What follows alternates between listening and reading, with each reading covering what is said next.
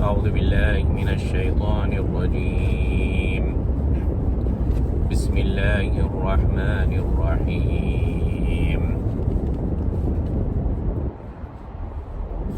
يريد الله ليبين لكم ويهديكم سنن الذين من قبلكم ويتوب عليكم والله عليم حكيم والله يريد أن يتوب عليكم ويريد الذين يتبعون الشهوات أن تميلوا ميلا عظيما يريد الله أن يخفف عنكم وخلق الإنسان ضعيفا. These are few verses from Surah An-Nisa, which means woman.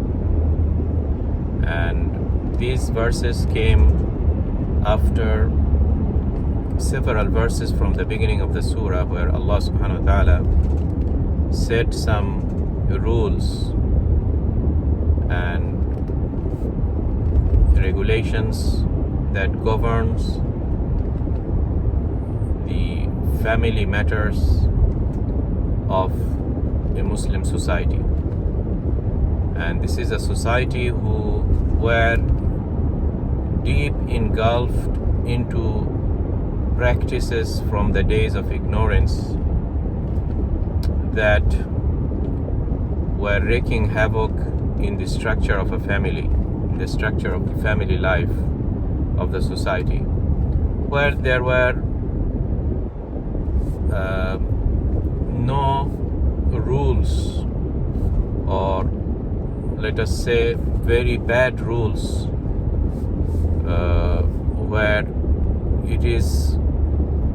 where there are lots of injustice happening on the weakest segment of the society, the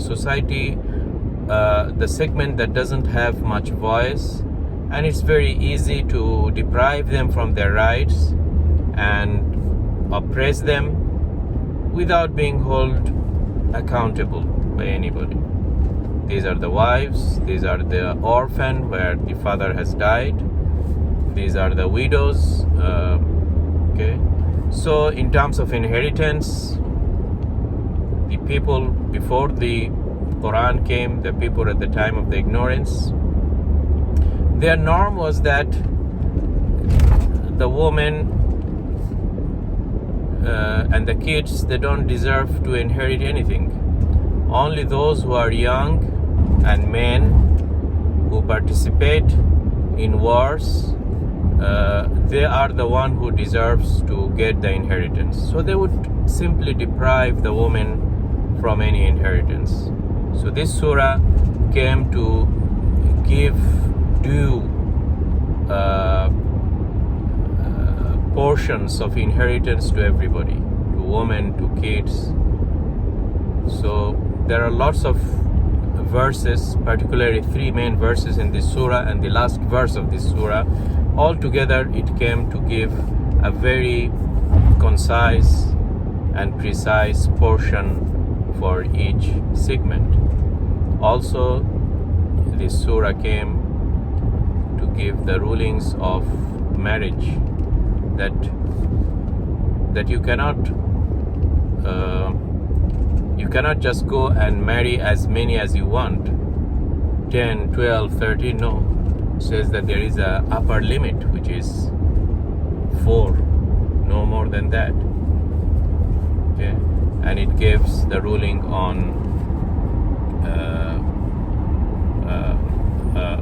how to deal with those prisoners of war who became what we call the slaves. Okay, the rulings behind that, Islam also came to regulate it.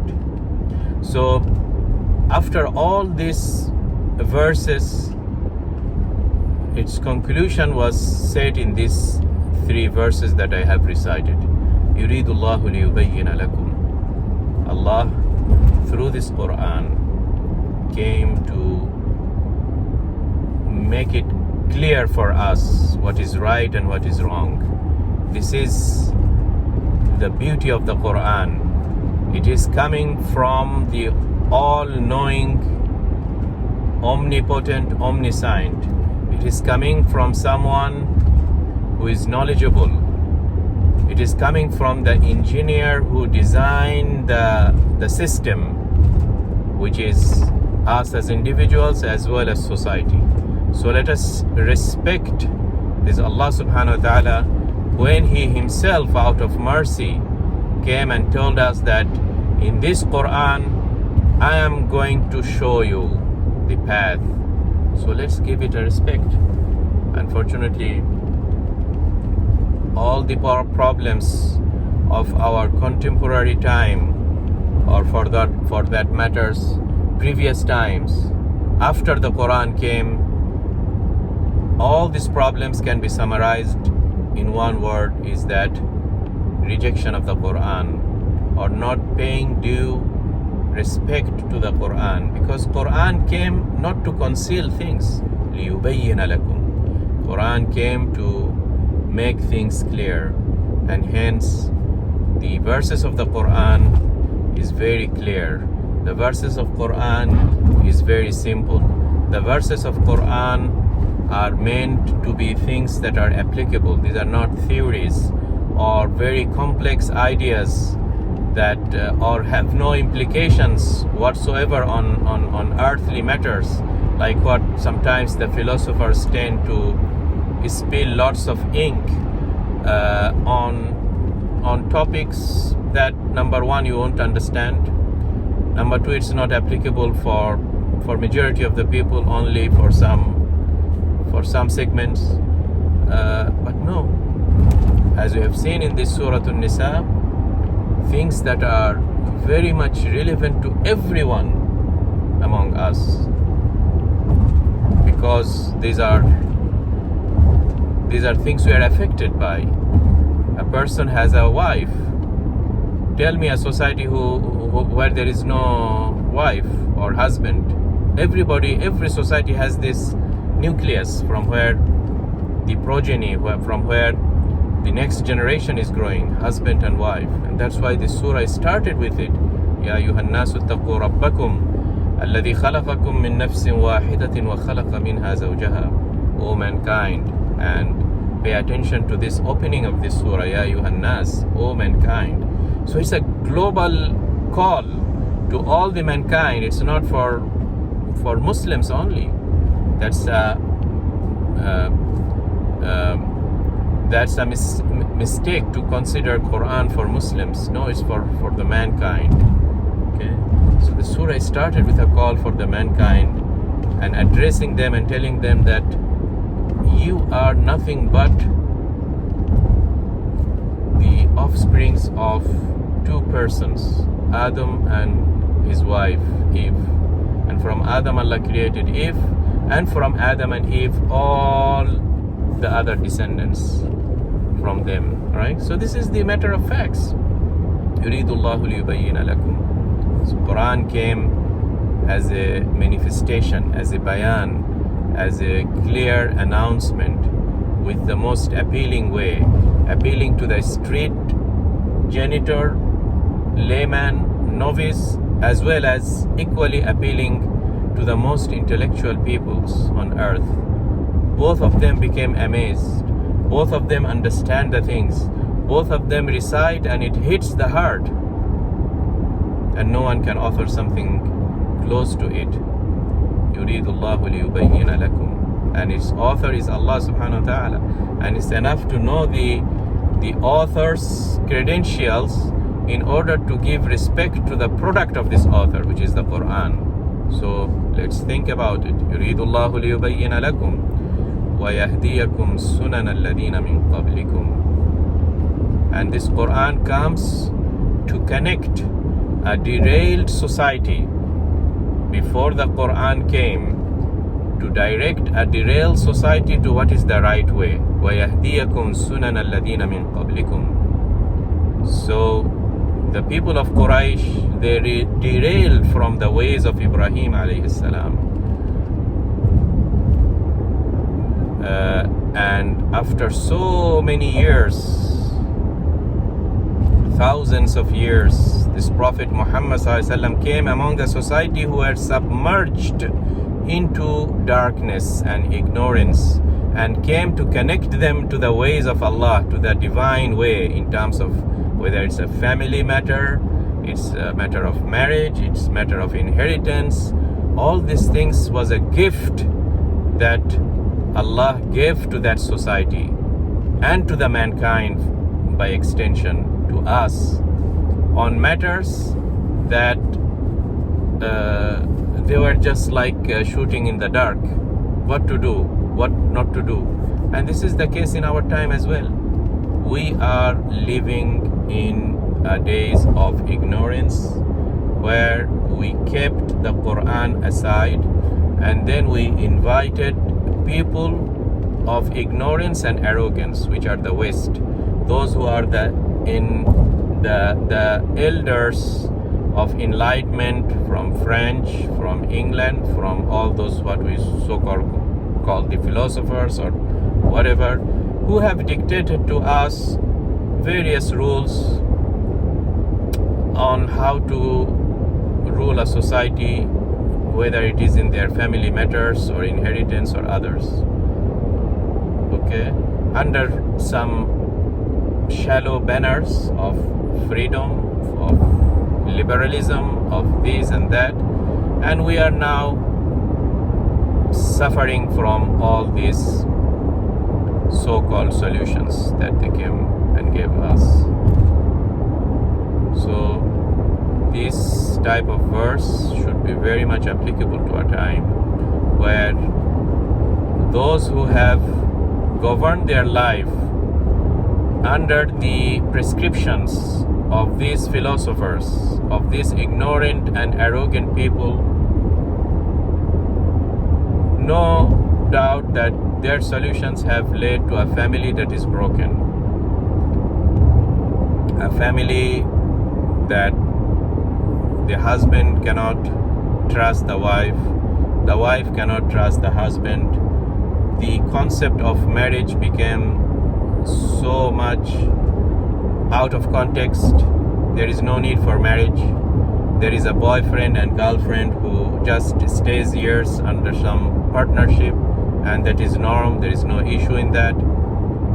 Okay, so in family matters, in marriage setups, in all such things, in all such departments that are very much important, the mankind has derailed, and they are now submerged into darkness, and they are drowning.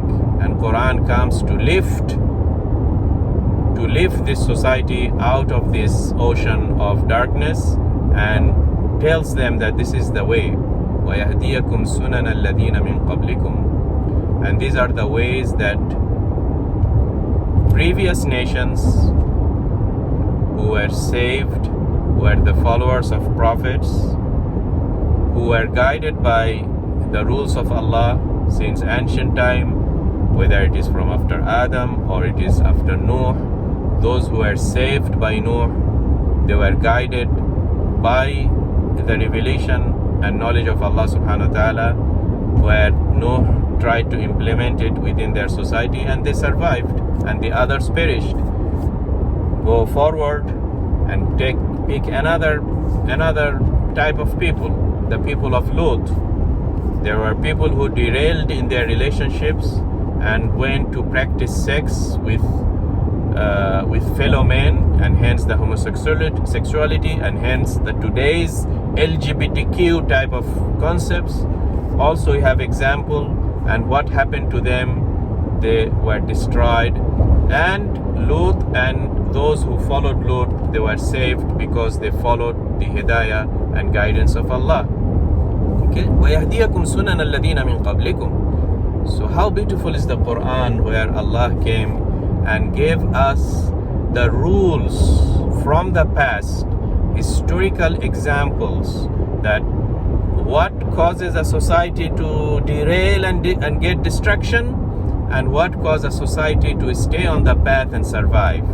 So many examples, and these examples are governed by rules, and that's the word sunan, which is the plural of sunnah, which has in it kind of a rule-based system. What makes a society stay and what makes a society fall, what makes a society rise and what makes a society go down into oblivion. وَيَهْدِيَكُمْ سُنَنَ الَّذِينَ مِنْ قَبْلِكُمْ. So Quran is a rich book of social science, a rich book of parameters for collapse of societies as well as for a success of societies.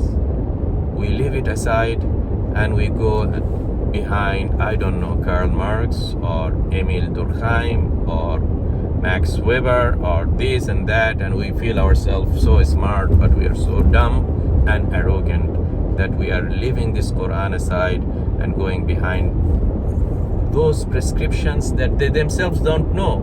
They are just experimenting to say the best, just to give them the benefit of the doubt that they are experimenting and they don't know. But the reality, many of them with ill intention, they try to impose these things on us. So why should we do this whereas we have this treasure? وَيَهْدِيَكُمْ سُنَنَ الَّذِينَ مِنْ قَبْلِكُمْ. And we are worshipping Allah subhanahu wa ta'ala, who is so merciful.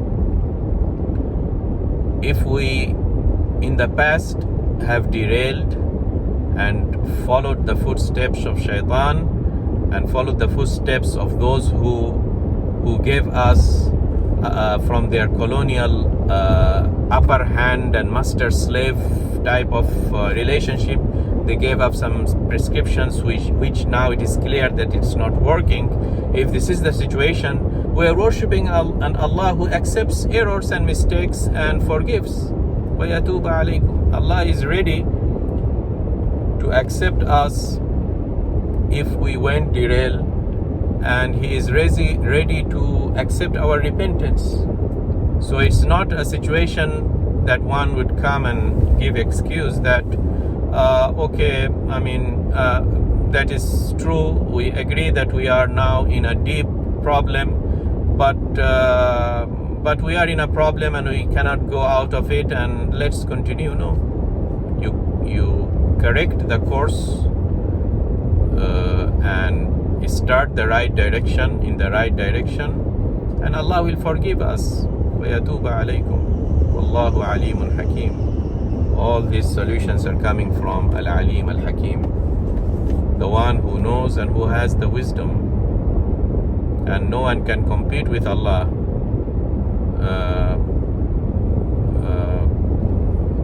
or come even close to the knowledge of Allah subhanahu wa ta'ala, the knowledge that goes into future. And that is the unique aspect, because the knowledge of fellow human beings, even if they know so many things, it will be historical and the present maybe, and even the history is so much distorted because of the lack of the authenticity. But no one can say that they know the future, right? Future is a zero visibility of the future, but Allah knows it. So shouldn't we respect Allah subhanahu wa ta'ala? And He is the Hakim, He has the wisdom. In the next verse also Allah continues, Wallahu yuridu an yatuba alaykum wa yuridu alladhina yattabi'una ash-shahawati an tamilu maylan 'azima. Allah wants to forgive us. Allah wants mercy on us. Allah wants us to be His Khalifa on earth, to enlighten ourselves and go out with a mission to enlighten others, with a mission that has no objective of master-slave concept as the European colonialism, or its objective is to extract resources from the conquered new lands. No, its objective is to open the hearts of those who are in the dark, enlighten them, touch them with the wisdom of Allah subhanahu wa ta'ala, so they are enlightened. And it so happened after the Prophet sallallahu alaihi wasallam, where the Sahaba went out of Medina and they opened the earth with Iman, with Hikmah, and brought those lost herd of population who were wandering like sheep without a shepherd in a rainy dark night. They were just wandering left and right, and the Sahaba came and brought them into the fold of Islam and touched them with the wisdom of Quran, and they became enlightened. So this is the objective of Islam. But those who are in the dark, whether in past dark or medieval darkness or the contemporary darkness, today we are in a darkness that is perhaps worse than the darkness of the medieval time, because nowadays we are in a complex darkness. Previously, the people of Europe, let us say, in those medieval ages, they were maybe in simple darkness, meaning that they were in darkness and they knew that we are in darkness, and hence they had this urge that, yeah, we are in a bad situation, let's get out of it. But the population today, whom they call themselves as enlightened already, those neoliberal elders of neoliberal ideologies who try to govern the whole world, okay, the masters who try to control the finance sitting in Washington, IMF, those who think that we have the keys of development sitting beside them in Washington, who call themselves the World Bank, and so on and so forth. These people, the problem of their complex ignorance is that they are in darkness, but they refuse to say that we are in darkness. So they don't have even an internal and inner urgeness that we are in a bad situation, let's try to get outside of it. Okay, no, there is no need for it even. So what would you expect from them? Nothing. You expect nothing from them. Okay, so hence this is a very bad situation. We are in a very bad situation, and only Quran, only the Muslims, only those who were able to bring Islam out of Medina with those mentality, only this type of people can have the potential, have all the ingredients to repeat the history again and bring the population out of the darkness. And the source is intact, which is the Quran, which is the Sunnah, which is the ways of Abu Bakr, the ways of Umar radiallahu anhum, the ways of Uthman and Ali radiallahu anhum, the ways of those early predecessors. So these things are there. These things are there. It's only some kind of a giant within who is sleeping, and it needs to be awakened. Okay? Awakened to tell the others that the people, these people who are the current governors and masters of earth, they want to take the mankind, they want to throw a wrench in the wheel and render it unoperable. Maylan azima. Very eloquently Allah subhanahu wa ta'ala used this word, maylan azima. وَيُرِيدُ الَّذِينَ يَتَّبِعُونَ الشَّهَوَاتِ أَن تَمِيلُوا مَيْلًا عَظِيمًا. Very nicely. And those who are following the desires, you see, this is the problem. When mankind starts to follow their own desires, because on top of it, remember, there is the shaitan, and shaitan had made promise that I am gonna lead the mankind astray. So they are fulfilling the promise through this, what they call themselves, masters of the universe. By the way, this term, master of the universe, is what Adam Smith said in The Wealth of Nation about those colonial powers who are trying to take the thread and control the economy of the earth. So it's pretty much the same situation right now. So these people, they have been governed by shaitan through their various rules and rulings, and the ultimate result is that maylan azima, that this system goes out of control and it starts to bend.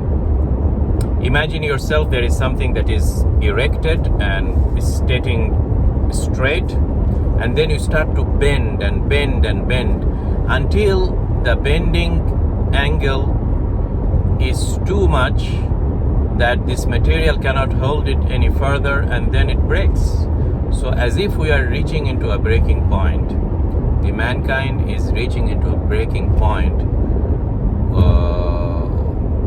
very much close to collapsing. It's very much close to collapsing. Imagine if there is an aeroplane that is maintaining its pitch and speed and aerodynamics, okay, in a way that enables it to go straight towards the destination. But these foolish masters of the mankind and the masters of the universe, they have played with the knobs and directions and angles and pitches and whatever to a point that is almost stalling and about to fall down from skies. We are almost in this situation, and that's what Allah subhanahu wa ta'ala is saying here. أَن تَمِيلُوا مَيْلًا عَظِيمًا. These people, if you follow their footsteps, they are going to stall this airplane and we're gonna fall down. مَيْلًا عَظِيمًا, a bend that is too much. عَظِيمًا. But there is a solution. There is a manual checklist to get out of the stall and to make the plane come back to its correct course. And that is the Quran. And that is what the Muslims can offer to the mankind if we have the solution and the situation. And we need to get it. And that's the whole concept of jihad. When you wanted to know who is flying and who is at the cockpit flying this plane, okay, to save all the passengers, all the mankind. يريد الله أن يخفف عنكم وخلق الإنسان ضعيفا. Allah wants to ease the thing. Allah wants to bring easiness. Those in the opposing camp, they want to bring hardship. They want to stress the system to a point of breaking. And the most dangerous department in this stressing of the system is the department of family life, is the department where a person needs a comfort. A husband and wife needs the mental comfort so that the house is conducive to produce an offspring who will take the leadership in the next generation. But right now it's not happening. Right now it's not happening because of Mailan Aziman, because of this bending in the system, coming out of all these solutions that we are following, dictated by the West, in terms of marriage life, in terms of all those things that is breaking the marriage life, breaking the relationship between husband and wife. All these gadgets and internet things and smartphones that is keeping us derailed from an objective that we should have been doing, that is worshipping Allah subhanahu wa ta'ala, fulfilling the duty towards Him. We are not doing that. We don't have time. If we are spending 8 hours behind this social media and this and that, when we gonna have time? So the family life is breaking down. And under the guise of this, what they call freedom and individualism and this and that, you cannot even say anything. The whole education system is molded in such a way that you say something to your boy or girl, you will be in the court the next day because you are interfering with the individual choices and freedom of your kids, as if the government or whoever that is the invisible hand of this master of the universe, this is the new God, and you cannot interfere in the tenets of their pillars of individualism and this and that, right? So your kids gonna find ways to exercise his sex outside the marriage, and you cannot say anything because he has a girlfriend and she has a boyfriend, and they can spend their life with their choice outside the marriage life, and hence there is no need for kids. Why there is a need for kid? And hence the demographics. Look at the population decrease in the Western societies. Population is decreasing. So this is leading to nihilism. This is the post-modern concept of liquidity. Nothing is solid. Its things are leading to, as I said, stalling and falling in the ocean. Falling in the ocean. There is no human touch.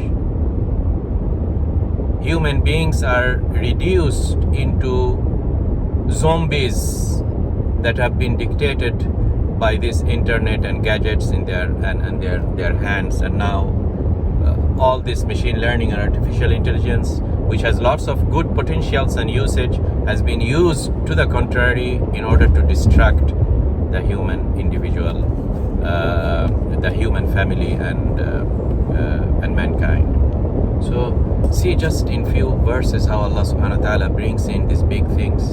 خُلِقَ الْإِنسَانُ ضَعِيفًا. Allah, who has created man, knows his weaknesses, and Allah is telling that one of the biggest weakness of a man is the things that are the biggest source of his strength, and that is the opposite sex.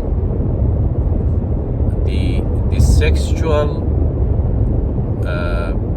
drive in human being is something that no one can ignore, right? And it is a source of success once it is regulated and controlled and exercised within the framework of Islam.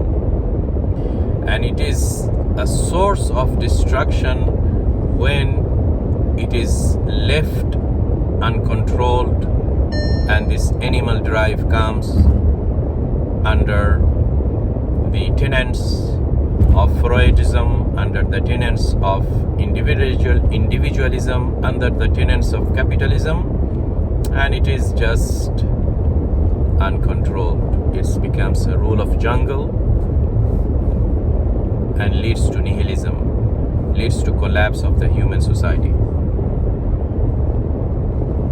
Because in this department of the sexual desire, خُلِقَ الْإِنسَانُ ضَعِيفًا. Man is very weak.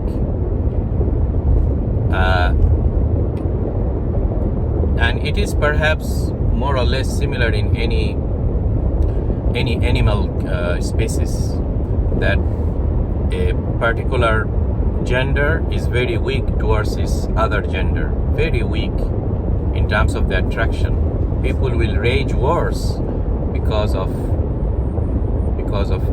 women, because of the desire, the sexual desires, right?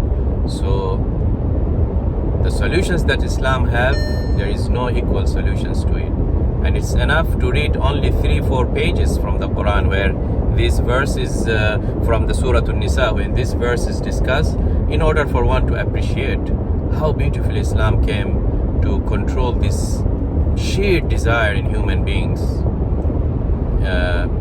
And he's very weak. A man is weak towards the opposite sex.